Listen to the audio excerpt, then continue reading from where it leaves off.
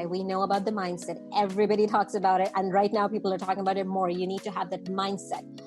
But the mindset does not work if your environment is not supporting. So the third part of law of attraction is, first is mindset, second is destiny, and the third is your surroundings, your environment. And when your environment is in alignment with your mindset, that's when the shift happens. So you want to be happy, but your environment is telling a different story. Hey friends, and welcome to the Girl Means Business podcast. I'm your host, Kendra Swalls, a photographer and educator on a mission to help you find your passion, power, and purpose through entrepreneurship. So let's jump right into today's episode because this girl means business. Hey guys, welcome back to another week here on the Girl Means Business podcast. I am so glad you are here this week. We have a really exciting guest today. One of the reasons that I love doing this podcast is because it's a way for me to continue learning new things as well. As much as I love sharing information with the rest of you, I'm a student at heart too, and I just love getting to step outside of my own realm of knowledge, my own sphere of influence, and find people who are doing things that I've never even heard of before most of the time. And today's guest is definitely one of those. Today I'm chatting with Mehnaz Khan. She's a color psychologist. She specializes in color psychology. She's an artist, and she is empowering moms and women who love decorating and shopping to design a home that looks beautiful and put together so that they can transform their life by living in a space that is nurturing and supports their well-being and their happiness by using the power of colors. Now, you may be thinking, well, I remember back to art class in high school and learning about complementary colors and learning about, which colors work well together. And that's pretty much the extent of what I knew when it came to how colors work. And a lot of times you'll hear me say this in the interview, when it came to decorating my home or decorating the space that I work in, I really just went off of what I liked. I would go into the paint store, I would look through all the little paint samples, and I would choose whichever colors I was drawn to. I never gave thought to how those colors were affecting me emotionally and mentally and just making me feel overall the energy they were giving off. And so today's conversation was really fun for me because I got to become a student, and you'll hear the questions I'm asking are genuine. I just really want to understand this better because it was so new and exciting to me. So hopefully you learned something really exciting as well. All right, so let's get to my interview with Mehnaz Khan. All right, guys, I am here with Mehnaz. She is going to share with us today about color psychology. I'm super excited to chat with you today. Thank you so much for being on the show. Thank you so much for having me, Kendra. Thanks. Well, I'm excited to dive into this, but first I want to hear about who you are. So tell us your story. Tell us kind of the journey that got you to where you are today. Sure. So I'm an artist and a color psychology specialist, and I help my clients design interiors based on the principles of color psychology. So it's all about being very purposeful and very conscious of your choices and not looking at color as mere decoration. And how I got into this business, I had my oldest son 12 years ago, and I was into this new relationship. So my marriage was an arranged marriage. So I was still settling with my husband, and then I had this new baby, and we were in a very different place away from my parents. We were actually in Buffalo, New York. So if you know anything about that place, it's extremely, climate is extremely depressing, cold, 8 months are really cold. So I went through a lot of seasonal depression.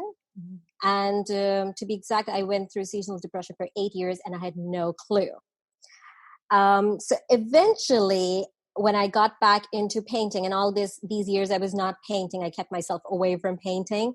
When I got back into painting, I learned that it was colors that changed the way I felt, and art in my space, and anything that goes on the vertical space always helps you since it's on eye level.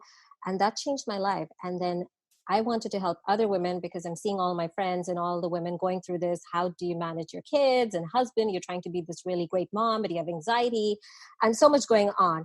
So this is how I started this business. I love that. So I've never really heard the term color psychology, but the idea behind it, I think, makes perfect sense because where I am here in the Dallas area, like the seasonal disorder, not so much, just because our weather is so roller coaster that like you'd be on up and down all the time. But for me, it's always been, and I think this goes back to like when I was teaching in the classroom, you walk into these classrooms as a blank slate most of the time, and everything is neutral. Everything is like neutral colors. The carpet's neutral. The walls are neutral. The cabinets are neutral. And I know a lot of people that would walk into that and get so excited, like, oh, I can create whatever I want. And I would walk in and feel like this tightness in my chest and like this pit in my stomach. And I'm just like, oh, I hate this. Like, I hate that feeling. I never understood what it was until I was able to add my own color and details to it. So when I was kind of listening to you talk about what it is a little bit, I was like, oh, this makes perfect sense. I'm excited to kind of dive in a little more and learn more about it. So tell us exactly like color psychology. How does it work? What exactly is it? And like, how does it work? Definitely. Of course, it's my favorite topic to talk about. So let's look at the definition of color psychology. It is the study of how colors, they influence or trigger emotions, feelings, thoughts, and actions in your mind and your body. And all that you just mentioned when you entered the room and whatever you felt, that was color, basically psychology of the color. So color psychology works on a very unconscious level, but everybody feels it and it's universally the same. Now, what happens is when you look at an object, it, in a way you can say technically there is no such thing as color. Color is a phenomena, right? Mm-hmm. So, when you look at an object, it reflects light back into your eye, and your eye sends those neurotransmitted pulses to your brain, and your brain processes is at a certain color. And all of this happens in that part of the brain, which is called the hypothalamus, where our emotions are processed, our hormones, metabolism, the entire endocrine system. So that is why when the brain processes a color, it triggers an emotion. And this is why every color triggers a different emotion, because every color is a very different wavelength of light. And depending on what number was sent to your brain, it's going to trigger that emotion. And something like neutral, I'm a little bit against the neutral concept. And it's because neutral, there's in color psychology, we can say there's nothing really neutral. Everything has an effect. Is it white? It's gray. It's all the colors that we call neutral. They trigger certain emotions. So they're going to do that. But what's the not so good thing about it is us human beings, we don't live in one state of emotion. We are throughout the day, we're happy sometimes, we get very excited, we're sad, we have different feelings going on. So you should not be living in one state of emotion. So you should have a balance of the entire visible color spectrum. Okay. Does that make sense? Yeah, no, yeah. I'm just like soaking this all in. I'm like thinking, and as you're talking, I'm like going through things in my head of like where I spend my time during the day, obviously now being my home pretty much 99% of the time. And I'm like going through each room going, what colors are in these rooms? Like even as you're talking right now. So I'm super interested in learning more about this. So tell me, okay, I do have a quick question. We talk about like the color, like, it reflects back. Do people see most colors the same way? Or are they seeing them and responding to them in different ways? Okay, that's a very interesting question. So first thing I want to say, there are color deficient people. So there are different colors, type of color deficiency. So that's a completely different topic, right? And I like to use the example of medicine. So there are medicines for some sort of disease or problem you have, but it works in a different way. So similarly, colors, pretty much we see it around the same way, but it will be a little bit different. And just like you would need a nutritionist in your life, I mean, your food is important, but you still need a nutritionist or a health coach to help you because your body works differently. That's where you need a color psychology specialist to exactly figure out what tones. I mean, I say blue, but which blue? I'm talking about the dark blues. Okay, then there's so many tones in dark blues, which dark blue is the best for you. So we work through an entire process to individualize it. So it's specifically for your archetype, and it suits your personality and the kind of person you are and the way you use your space and everything. Stay with us. We'll be right back. If you've been listening to the Girl Means Business podcast for any amount of time, then you know my love of email marketing runs deep. Not only is it a great way to generate new leads, but it's one of the most effective methods for nurturing warm leads and turning them into sales. Now, over the years, I've tested several email platforms, and my favorite by far is Flowdesk. Not only do they make email marketing simple and easy, even for the technically challenged, but they have everything you need to create stunning emails, capture leads, make sales, and automate the entire process, giving you time back in your busy day. And the cherry on top is you're only charged one flat fee no matter how many subscribers you have. So while other platforms will increase your price when you go over your pricing tier limit, Flowdesk has no price increases or hidden fees. If you're ready to give Flowdesk a try, click the link below in the show notes to save 50% off your first year. Let Flowdesk help you design emails people will love. Click the link below and check it out. I have a feeling you're going to love it just as much as I do.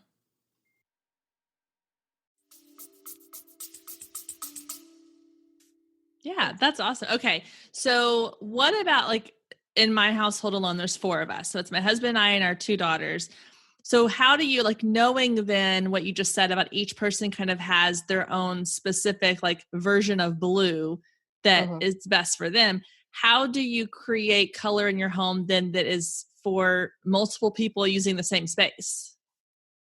Okay, that's where it becomes really tricky, right? So let's say we're designing a space for you and your husband. So of course there's something common between the two of you, right? Since you're living together, you have spent so many years together. So we have to find out those factors. We're going to study your personality, your archetype, your husband's archetype, and then we're going to see what's common.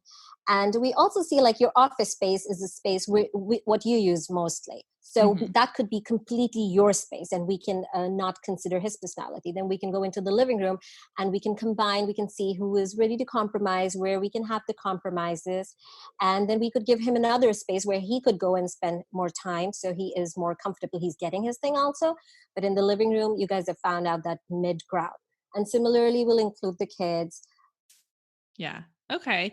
So it's more than just like these colors appeal to me. There's something that color does to you, like psychologically, mentally, that helps you feel a certain way. Like, can you give us some examples of how that works? So colors appeal to you makes us think that color is very subjective, right? So there's always a reason behind your color choice. And it's either one of the 3. It's either your personal association. So some color which bring back maybe some childhood memories. For a lot of people, it's like their uniform color. If they did not have a good time at school, every time they see that color, they're going to say, I don't like it. They might not be thinking about it. They might not know about it, but they just have that rejection towards the color. So that's called personal association. And maybe you went to some nice vacation, and when you look at those colors, it reminds you of those happy times, something related to your childhood. Then we have color symbolism, which is color in culture. So this is also really important, since I'm originally South Asian. If somebody's talking to me, you have to know where I come from, because maybe that culture had a different representation of a color. And if you're using it differently, I'm not going to be happy with it. So we have to keep that in mind. That could be your attraction to the color. An example would be, in the United States, brides wear white on their wedding day. In a country like India, the widow wears white. So if, we don't want to mix those things up. So that's what you might see when you see a bride, like, oh my God, an Indian person sees a bride, like bride, they'll have a heart attack, right? So that's your cultural association. And then the third thing, which is your at the unconscious level, is your color psychology. And like you were mentioning, you felt these things. So psychologically, it's going to work for everybody, but it's unconscious, so you don't know about it. And that's where the emotions are coming from. So when I work with the client, we have to figure all that out. If they have a rejection towards the color, why is it so? Interesting. Okay. Yeah. Because I never thought about even going back as far as like childhood. Because when you mentioned Yes. the school uniform thing in elementary school, I went to a private school where we had to wear like navy blue and this like red. I don't even know. It wasn't like, it was almost like a burgundy red. Okay. And when I see those colors separately, it's fine. But when I see them together, Yes. I'm just like, oh. And Yes. not that I hated my Yes. childhood school, it was great, but it was just the fact that like the uniform Correct. and the being forced to do something, wear a certain uniform and look a certain way.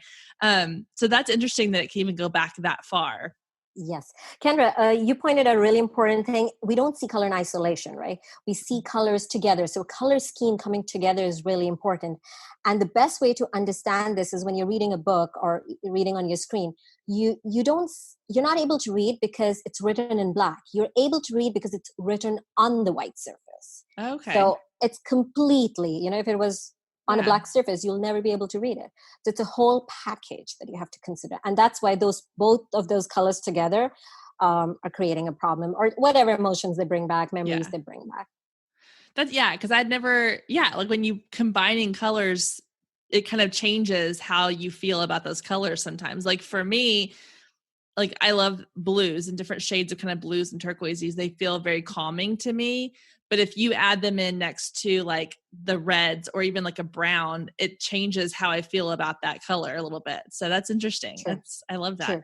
So yes, you Um, never see color in isolation. yeah. And of course, the context you're using color is equally important. So like you mentioned, turquoise, it's going to work greatly in some spaces, but not everywhere. So that is really important. And that is something we commonly see that people have forgotten about.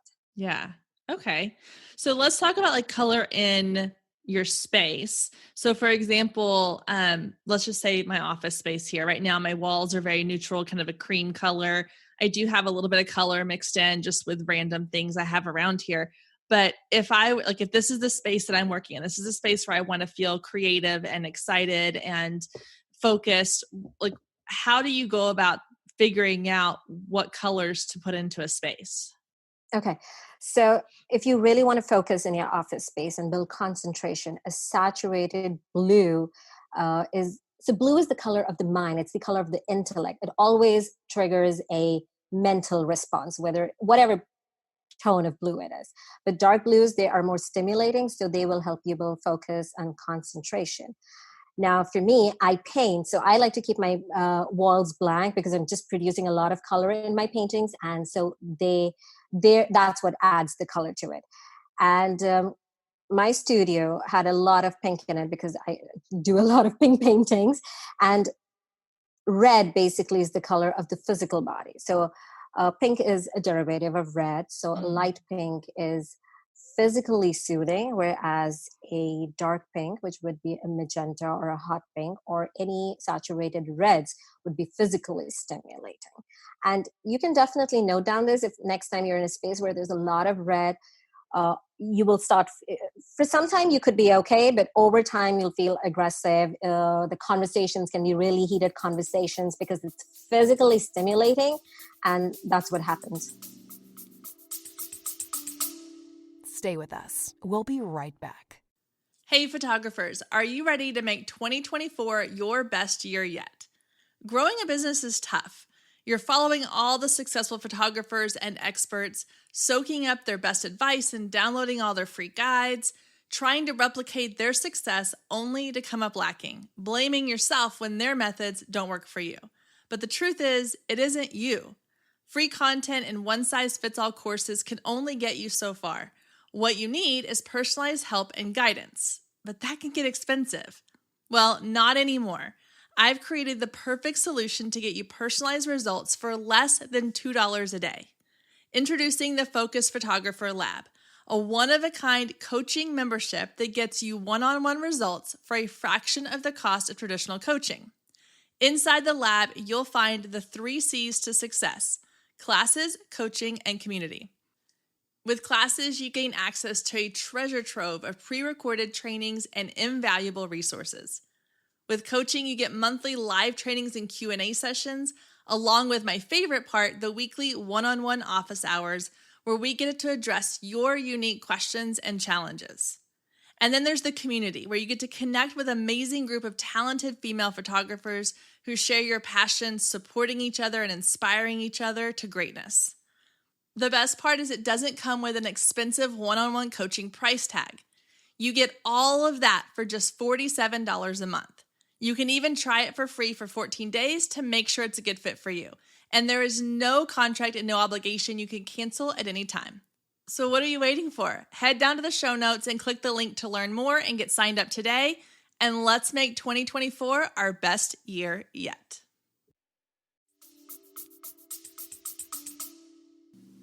Hey guys, I want to take a really short break from today's incredible interview to tell you about a new tool I've created just for you.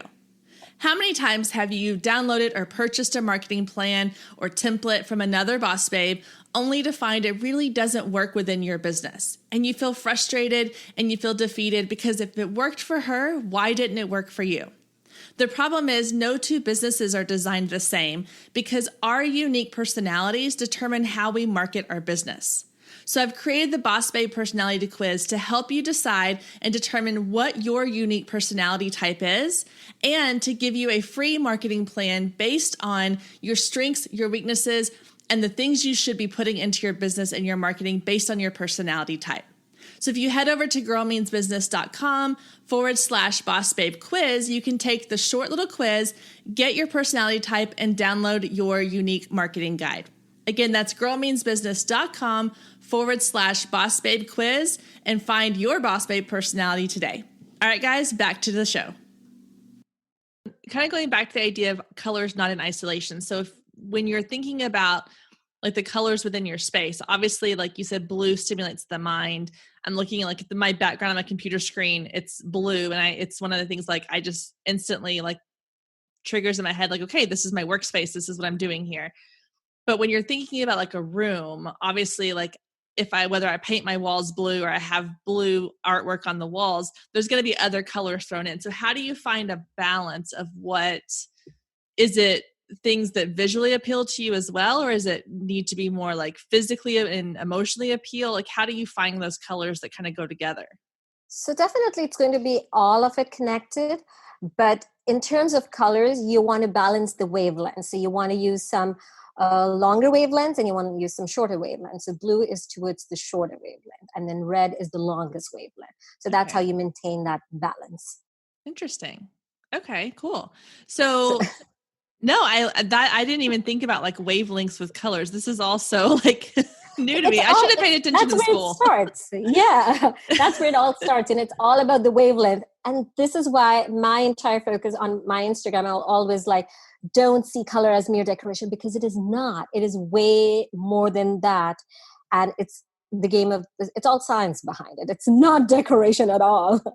No, but that's what's so intriguing to me is I love anything that has the science behind it, because again, like I don't like feeling like I'm just randomly picking things. Like when I go into, let's say, Target, I don't want to feel like I'm just randomly like grabbing throw pillows or, artwork or whatever. I want it to have some sort of purpose behind it. So this is really interesting because it gives the things that I'm looking at purpose. And it's, yes. So let's take that example. Let's say you're walking through the aisles of Target, when we can go back into Target again. And we're perusing the aisles and we're looking at throw pillows. When you're looking at those, obviously there are certain colors that are going to stand out as like, those are the ones that appeal to you. Do we listen to that voice of this is what appeals to me? Or should we focus more on this is how I want to feel in the space? Or is it a little bit of both? So you will do some homework in advance. So when I give my clients color palettes. So when we start talking, we talk about the way they want to feel, again, the mood, the emotions. But what's more important is behaviors in that particular space. And then I match a color to what they want, the activities they want to perform and the behaviors. So they already have this color palette. So this is a homework you'll do in advance. So next time when you're shopping, you know that what this color is going to bring to your space. When you're in the store, you're going to like a lot of things. But when you bring them back, okay, this is not the same color. It's not how I felt about it in the store, because it's your space, right? All of the other colors in your space are affecting that color. So people talk about paint in the paint store. bring it back home, do a swatch, the light is going to be different. That's fine. That's true, that the light is going to be different and the light is going to make your colors look different. But it's not just the light, it's the other things in your space that also affects the color. So you're going to like everything in the store and it just looks different. But when you're at home, do your homework. You should be knowing your colors, how they make you feel. And then it's just going to be easier. So your shopping is going to be very focused after that. And so my shopping is very focused. I know what I want. I know what I don't want. And I don't care about it. So even when I give my clients color palettes, they just have the color palette. They can have a printout in their purse or something.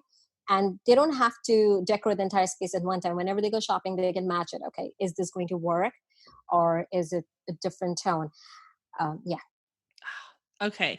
That just like totally transformed my idea of like how I'm going to shop from now on, because I have this theory kind of in business, and the theory is this, I call it shiny thing syndrome. And it's basically where, we see it all the time on social media. You're scrolling through and you see all of these really cool workshops or courses or download this, buy this, get this, I can do this for you.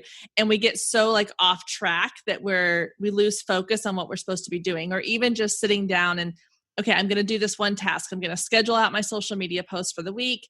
And then the next thing you know, 30 minutes have gone by and you've gone down a rabbit hole of something else. And so I've never applied that to shopping though. Like you do, when you go into it with a purpose and you're like, okay, I'm looking for a focus, this specific color palette, these specific items, you're able to block out all of the shiny things, which is true. Not what the stores probably want you to do, but your life is going to be so much easy. I am also big against trends, because that's what trends are. Trends are all about marketing. That's it, nothing else. It's just marketing because that's how they make money, right? Yeah. But when you are focused, and another thing, which is a little different from color psychology, but I do talk about it with my clients and on my social media also, is us human beings crave change. Okay. So when we are in Target, we're not understanding what's going on in our body. We need that change, and we pick up something new and then bring it, and then it doesn't work or whatever, we keep it. And then we go next week. So many times I hear clients telling me every week they go to Target and they bring something new.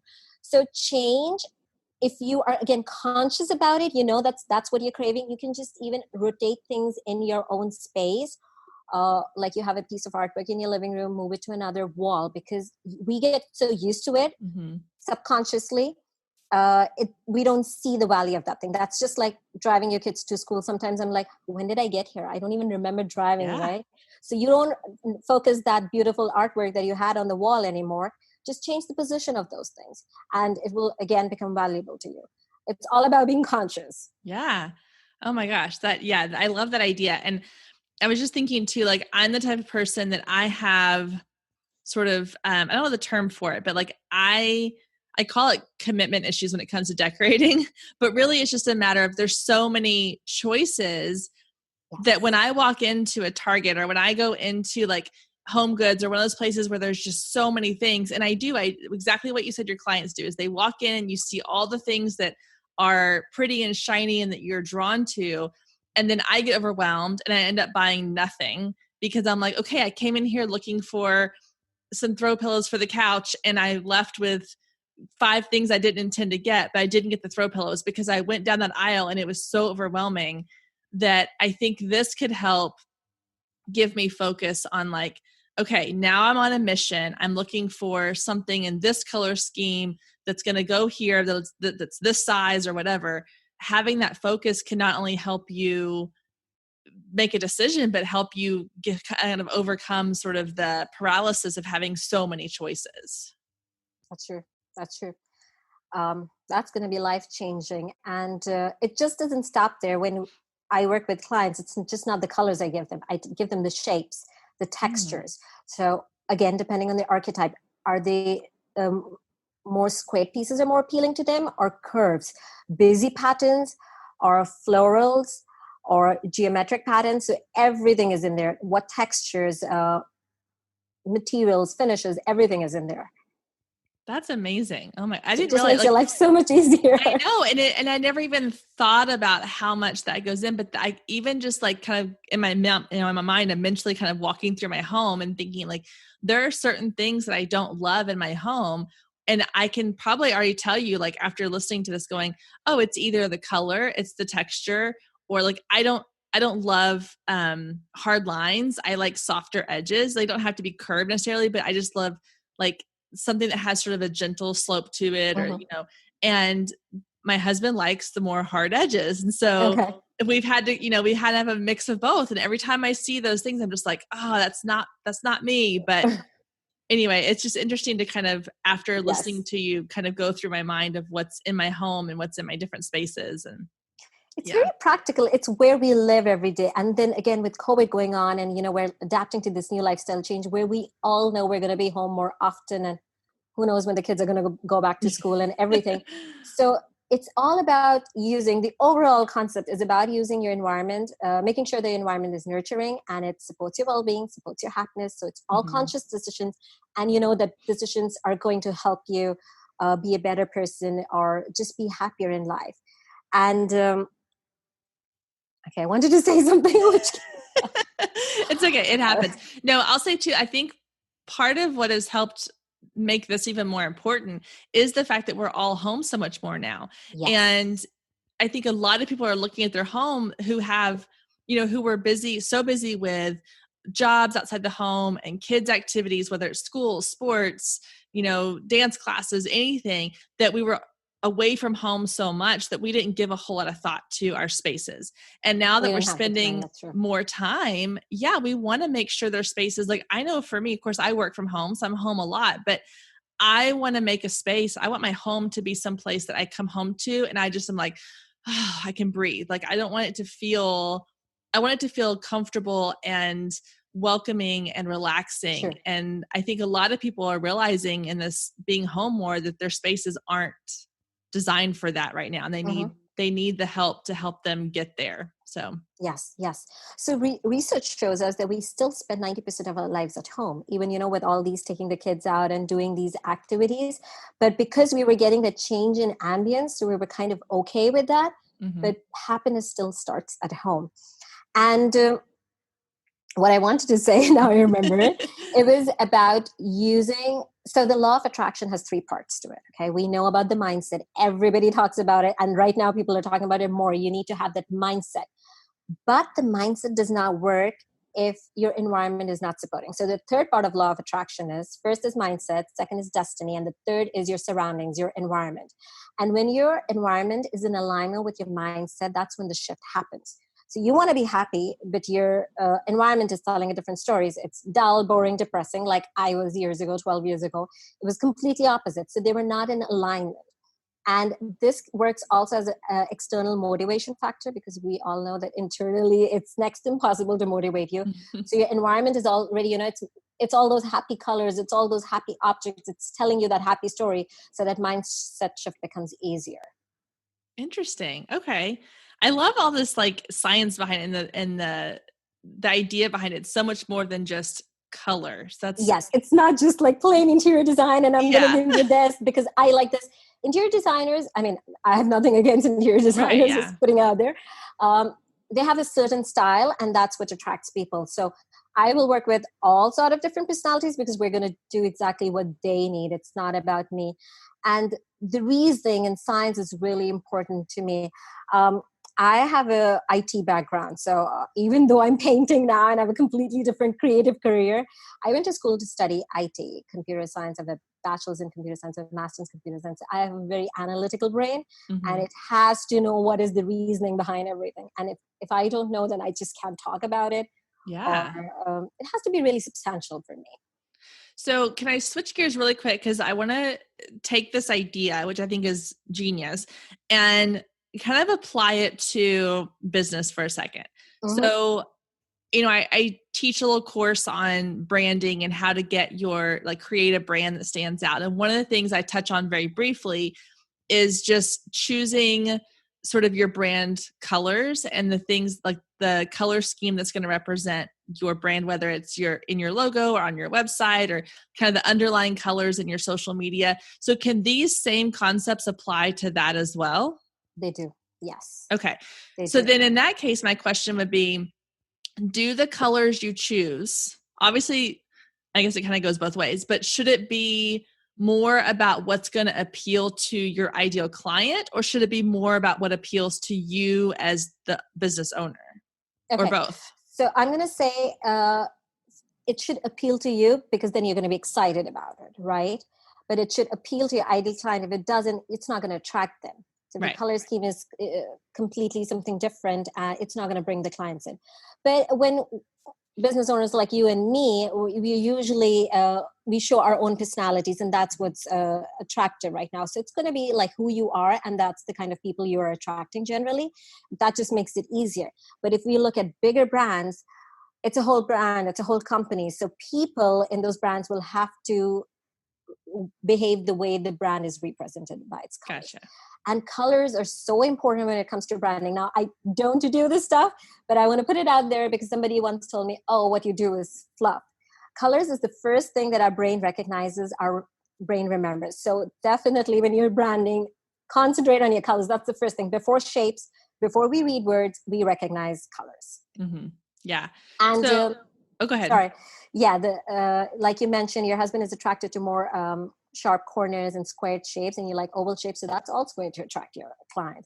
So be careful about what fonts you're choosing, how cursive they are, or how structured they are, and then other shapes that you're choosing in your branding. Wow, that's interesting. I didn't even thought about like the shape of the fonts and stuff that you use, but that makes a lot of sense because like I started becoming very aware when I started learning about branding and what appeals, especially when I learned about like ideal client and recognizing whether or not I'm somebody's ideal client. Cause I love watching commercials or like coming to different people's websites. And usually I can tell pretty quickly, like, okay, they're not appealing to me. Like I'm not their ideal client, or if I am. And a while back, I did a big like website review where people could send me their websites and I would do like a quick little video review for them.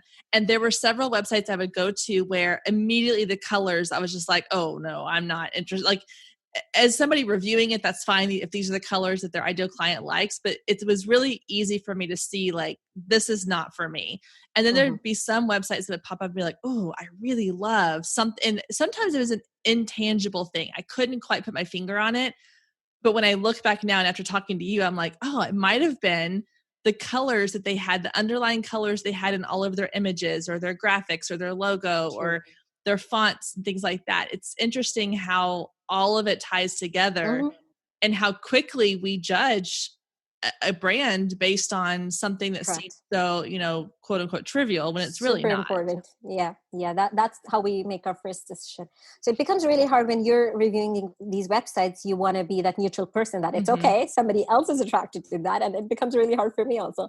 Like, this is not a color I like, but my client likes it, so I need to find out why do they like it. Yeah, exactly. Yeah. So how do we go about, so just in general with colors, like I know you can go online, you can find things that are like red, does this, and blue does this, and green does this. Is that something that's like somewhat like sort of not generic, I guess, but very basic when it comes to color psychology? Or do we need to like dive in deeper? Like I'm thinking about like whether it's in my space here or like we talked about the brand colors. If someone's just listening to this and going, oh, I didn't even think about that, I want to make sure my brand colors convey a certain feeling to my clients. What's the easiest way for them to figure out the colors that are most appealing to somebody emotionally? Okay. So I wish I could answer that in one word or a sentence. You have to go so much in detail because like we spoke, blue, tones of blue, aqua, turquoise, navy blue, sky blue, duck egg blue. These are all different tones. They have undertones and they have base colors, such as they would be either yellow based or blue based, and then they're going to have gray or black in it. So it's going to appeal to very different people. It's not a one word answer. Gotcha. Okay. No, that makes sense. So it's more something like you kind of have to research a little bit and figure out a little more. Yes. Deeply. And then see what's really attracting you. Think about it. If this is attracting you, and because, as a small business, you're attracting people based on your personality. So what's attracting you and how does it make you feel? Now, I do want to warn people have to be really careful when they're searching, Googling color psychology. There isn't a lot of data out there. So if you're working with someone or you're reading somebody's article, you want to make sure that you know that they are a color psychology expert. Okay. A lot of time, color symbolism is misunderstood with color psychology. And an example of that is, you might have heard about this. This is what I commonly hear is purple is royal. Mm-hmm. So people think that it's the psychological effect of purple. It is not. It is a color in culture, color in symbolism kind of thing. Okay. So basically, back in time, the pigment that creates purple or violet, which is the right name, was a very expensive pigment. So only a certain class or the royals could afford it. So that's how it became the color to the royals. So it's a color and culture thing, not the psychological meaning of the color. So you have to be really careful what resources you're looking at. There's a lot of mixed things out there. Okay. Interesting. Yeah. Cause I had heard that, and things like, what was another one I heard? Something like, well, I think black is supposed to represent elegance, which I was like, I don't know. I mean, I guess it can in some contexts, but maybe not always. And Black does. Every color has a positive trait and a negative trait. But why you are feeling black that way for black is because it's not in your archetype. So, talking to you and the choices that you have just told me about, it's not in your archetype. I'm sure your husband is attracted to it. Find out with him if he likes black, okay? So it will represent elegant, but again, in that particular brand, such as Chanel, that's what it is for Chanel. But somebody else, let's say, Lego using black, it's not going to attract the client. So yeah. It's where you're using it, what archetype, what personality. Interesting. Oh my gosh. I feel like there's so much I want to Well, know we more can about spend the them. whole day. I'm like, I could talk to you forever about this. This is so interesting. Okay. So you do have a free e-guide that people can download. So tell us a little bit about what it is, and then I'll have a link to it so they can download it, so they can grab that. But what's in it? Definitely. I think it's a very interesting thing because it will give you a quick idea of what colors you should be using in a space, such as you should not be using a dark blue in your space. Use it in your office, but use a light blue in your, bedroom. So Okay. it's going to give you that little bit idea. You have to find out the specific tone of light blue you need. But light blues, like I mentioned earlier, mentally soothing. So they help you relax, help the mind relax and actually aid in sleeping better. Oh, nice. Interesting. Okay. Yeah. So I'll have a link to that. How else can people find you, follow you, get to know more about what you're doing? Yeah, it's Mehnaz Khan Studio on Instagram, on Facebook, and on my website. Okay, perfect. Yeah, I was looking at your Instagram the other day. Your artwork is really amazing. I love it too. All the Thank pinks you. and stuff. It's so pretty. Thank you so much. Okay, so my last question I have for you is one I ask a lot. So if you had a friend that came to you and said, okay, I have this idea for a business, or I want to try something new and creative, what would be your number one piece of advice you would give? Well, do it. If you're passionate about it, do it. So like I was mentioning, ever since ninth grade, I was a pre-engineering student. I studied computer science. I have a bachelor's of science in computer science. I have a master's of science in computer science, and I have an MBA. And then one fine day, I decided I don't want to do any of this. No more IT, no more programming, no more software. I want to do this. So it's completely opposite side. And I love it. Of course, when you are starting a business, the first few years are difficult. You're learning a lot. And that's fine. That's fine. Don't be discouraged by that. Never be discouraged by that. If you're passionate about it and you are excited waking up every morning to do that thing, go ahead and do it. And it's just so satisfying. I love it. So quick question. You mentioned your IT background. Did you always though enjoy art as a kid too, or was that something that came later in life? I'm just curious. I did. When I go back, look back in time, I did. And I used to experiment a lot, do a lot of things, but I never thought about having it as a career. Yeah. That's so fun. I love that it's such a contrast too, because a lot of times people think either you're analytical and kind of tech-based in your brain, or you're scientific in your brain, or you're artsy and creative. But I love that you kind of have both, because I think that, have both. Yeah. Yeah. And the color psychology, I think that's a perfect blend. I love it when those two worlds kind of blend together, because it's so unique and it's so cool. I'm so glad that you decided to kind of pursue that. Thank you so much. Thank you so much. I always say, like, I tell my kids, it's cooking, it's scientific, okay? You need to know what's working, Yeah. and that's not how it works.